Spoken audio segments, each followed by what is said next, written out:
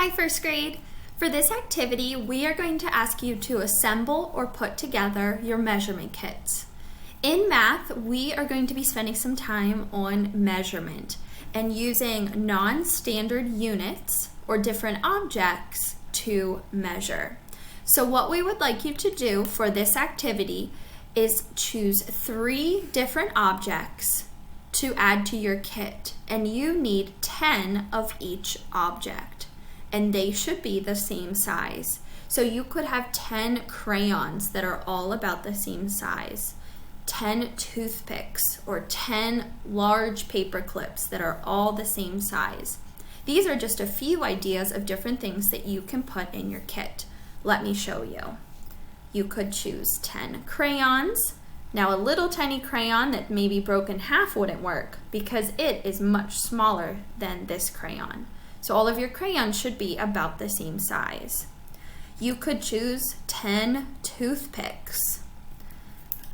Maybe you want 10 big paper clips or 10 small paper clips, but they all need to be the same size.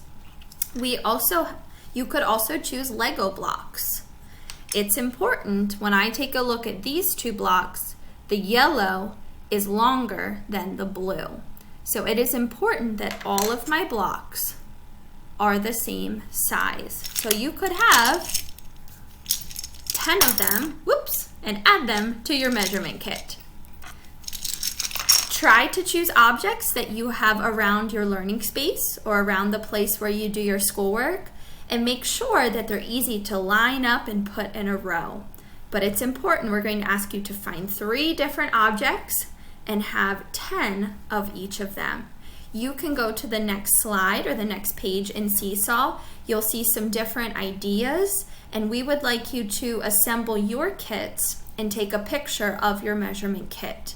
You can put them in a bag or you can put them in a container, but please have them right there at your learning space so that you have them and can use them during math each day. Thanks, first grade. Please reach out with any questions. Have fun putting together your measurement kits. Bye.